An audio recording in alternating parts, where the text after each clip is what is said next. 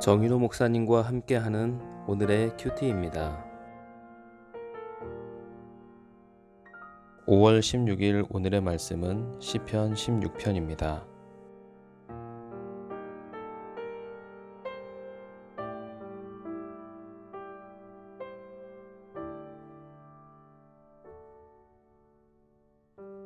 하나님이여 나를 지켜주소서. 내가 주께 피하나이다. 내가 여호와께 아뢰되 주는 나의 주님이시오니 주 밖에는 나의 복이 없다 하였나이다.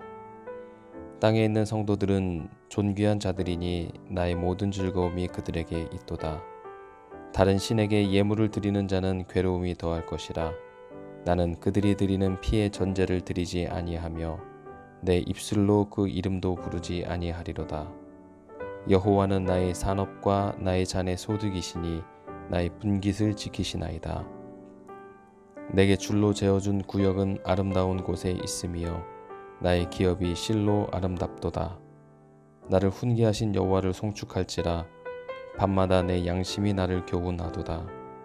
내가 여호와를 항상 내 앞에 모심이요 그가 나의 오른쪽에 계심으로 내가 흔들리지 아니하리로다.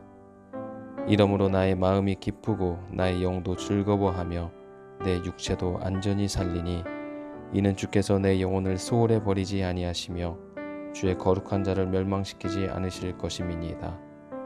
주께서 생명의 길을 내게 보이시리니 주의 앞에는 충만한 기쁨이 있고 주의 오른쪽에는 영원한 즐거움이 있나이다. 아멘.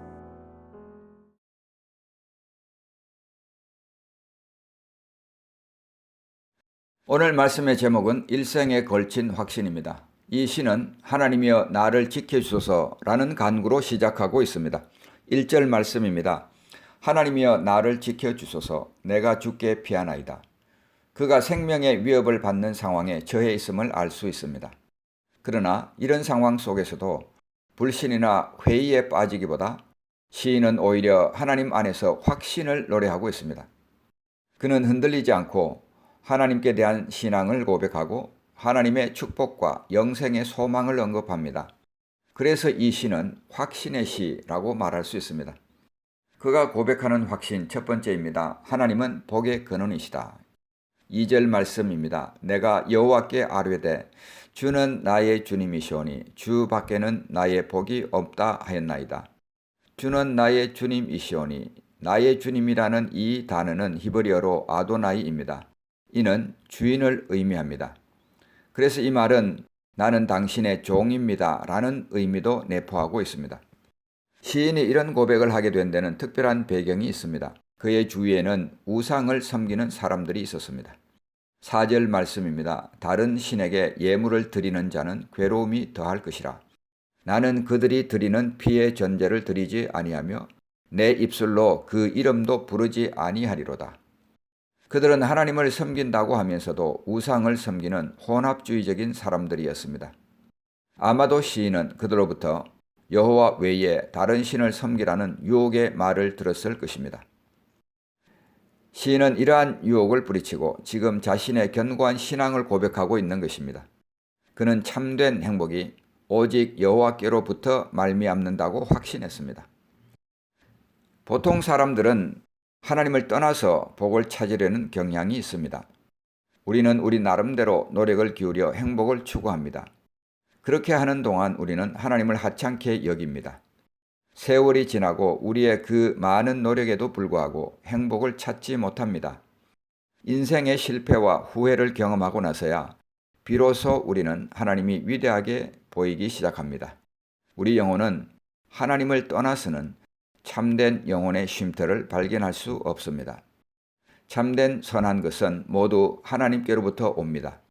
야고보 1장 17절 말씀에 온갖 좋은 은사와 온전한 선물이 다 위로부터 빛들의 아버지께로부터 내려오나니 그는 변함도 없으시고 회전하는 그림자도 없으시니라고 말하고 있습니다.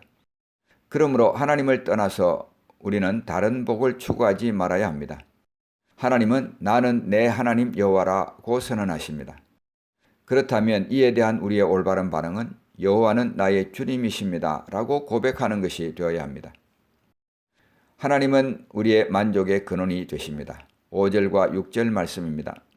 여호와는 나의 산업과 나의 잔의 소득이시니 나의 분깃을 지키시나이다.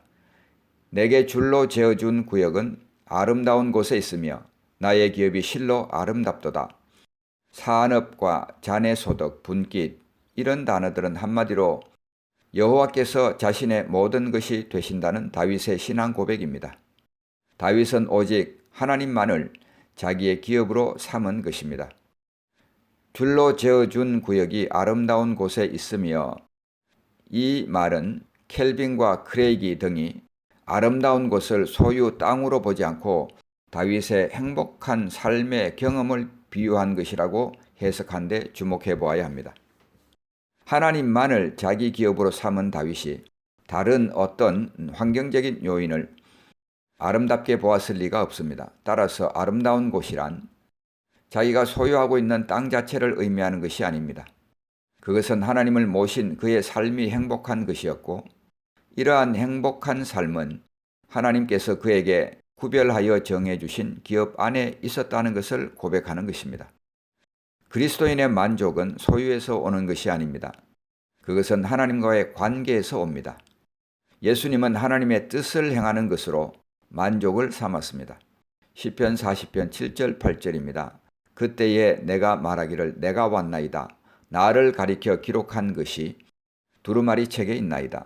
나의 하나님이여 내가 주의 뜻 행하기를 즐기오니 주의 법이 나의 심중에 있나이다 하였나이다. 시편 2편에서 우리는 세상이 일어나서 우리가 그의 맨 것을 끊고 그의 결박을 벗어버리자 하는 결의를 보았습니다. 하나님의 사랑의 줄이 그들에게는 결박의 줄로 보였던 것입니다. 사람의 행복은 하나님이 줄로 재어준 구역 안에서 살아가는 데 있습니다. 그래서 어떤 신학자는 에덴 동산에서 발생한 인류 최초의 죄는 불만이라고 지적했습니다. 아담과 하와에게는 하나님께서 줄로 재어준 구역이 있었습니다. 그런데 그들은 하나님이 정해준 경계가 마음에 들지 않았습니다. 사탄의 부추김을 받고 최초의 인류는 하나님을 의심하고 따먹지 말라고 금지한 것에 대한 불만을 표출하였습니다. 하나님을 떠나서는 복이 없습니다. 그러므로 하나님을 떠나서는 참된 행복도 없습니다. 가짜 복, 가짜 행복, 일시적인 행복이 있을 수 있습니다. 그러나 영원한 행복은 아닙니다. 영원한 행복은 주님과의 관계에서만 발견될 수 있습니다. 시인이 고백했던 두 번째 확신입니다. 성도는 존귀한 자라는 것입니다. 3절입니다. 땅에 있는 성도들은 존귀한 자들이니 나의 모든 즐거움이 그들에게 있도다. 하나님을 제 위치에 모시면 우리도 제 위치를 찾습니다. 하나님은 사람에게 존귀를 주십니다. 사람의 가치는 가진 것으로 측정되는 것이 아닙니다. 사람의 가치는 환경으로 측정되는 것도 아닙니다. 사람의 가치는 지위로 측정되지 않습니다. 하나님을 떠나는 길을 선택하면 이 존엄성이 땅에 떨어지게 되어 있습니다. 아버지를 떠난 탕자가 대표적인 경우입니다. 아버지를 떠나 자유로운 삶을 선택한 그는 돼지 치는 자로 전락하고 말았습니다. 이스라엘 백성들에게 돼지는 부정한 동물로 여겨졌습니다. 먹을 것이 없어서 돼지 사료로 배를 치우는 신세가 되고 말았습니다. 로마서 1장 21절에서 23절에도 이렇게 표현합니다. 하나님을 알되 하나님으로 영화롭게도 아니하며 감사치도 아니하고 오히려 그 생각이 허망하여지며 미련한 마음이 어두워졌나니 스스로 지혜 있다 하나 우준하게 되어 썩어지지 아니하는 하나님의 영광을 썩어질 사람과 금수와 버러지 형상의 우상으로 바꾸었느니라. 하나님을 떠나면 이처럼 동물과 같이 더러운 삶을 살 수밖에 없다고 말하고 있습니다. 탕자가 돌아왔을 때 아버지는 그의 모든 권리를 회복시켜 주었습니다. 그에게 신발을 신겨 주었습니다. 더 이상 종이 아님을 선언해 주신 것입니다. 새 옷을 입혀 주었습니다. 하나님의 의로 옷 입혀 주신 것입니다. 가락지를 끼워 주었습니다. 아들로서 완전한 권리를 회복시켜 주신 것입니다. 하나님은 성도를 존귀하게 보십니다. 우리는 하나님의 자녀들입니다. 우리는 주님이 전 재산을 들여 산 값진 진주들입니다. 우리는 왕 같은 제사장들입니다. 우리는 하늘에 속한 모든 신령한 복을 받은 사람들입니다. 우리는 하나님께 선택받은 자들입니다. 그리고 우리는 하나님의 걸작품입니다. 스스로 가치를 떨어뜨리지 마십시오. 포도의 가치를 떨어뜨리는 작은 여우를 잡으십시오. 시인이 가지고 있었던 세 번째 확신입니다. 경건한 삶에는 금생과 내생의 약속이 보장된다는 것입니다. 7절 말씀은 이렇게 말합니다. 나를 훈계하신 여호와를 송축할지라 밤마다 내 양심이 나를 교훈하도다.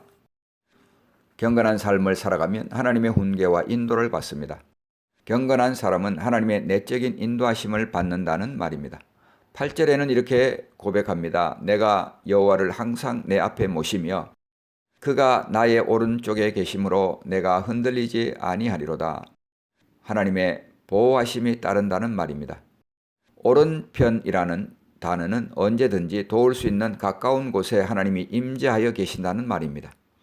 특히 오른편은 하나님의 권세를 상징합니다. 그러므로 이 말은 하나님께서 강력한 보호자가 되신다는 것을 의미합니다.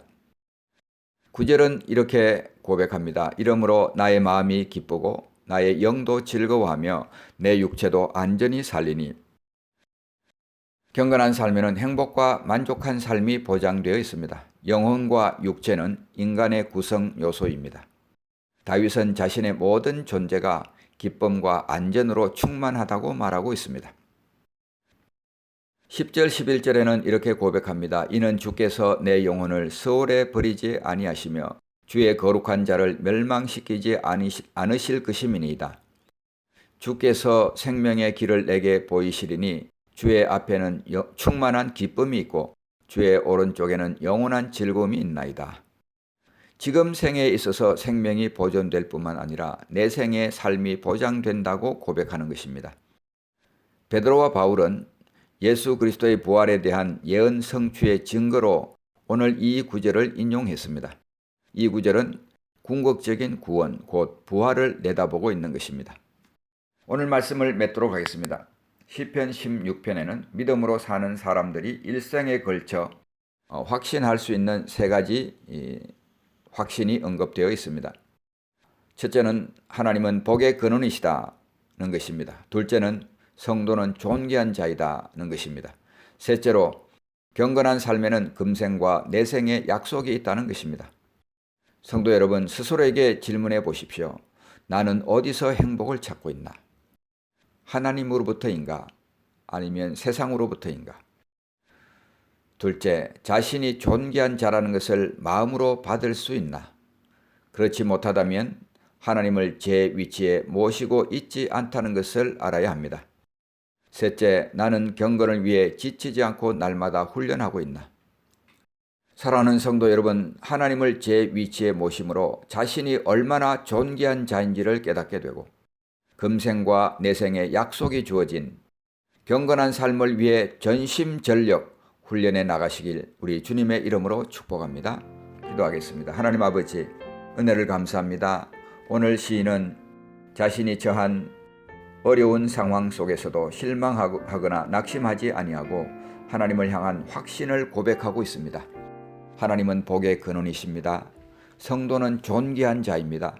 경건한 삶에는 금생과 내생의 약속이 있다고 확신을 고백합니다. 하나님 아버지, 우리 자신들을 살펴보게 하여 주시고 하나님을 제 위치에 모시게 하여 주옵소서. 하나님을 우리 앞에 모시게 하시고 하나님을 우리 마음에 모시게 하시고 하나님이 제 위치에 있음으로 말미암아 우리가 하나님으로부터 오는 존귀를 덧입을 수 있게 하여 주옵소서. 그리고 금생과 내생의 약속이 주어진 경건한 삶을 위해서 지치지 아니하고 전심전력 훈련해 나갈 수 있도록 은혜를 베풀어 주시옵소서. 예수님의 이름으로 간절히 기도하옵나이다. 아멘.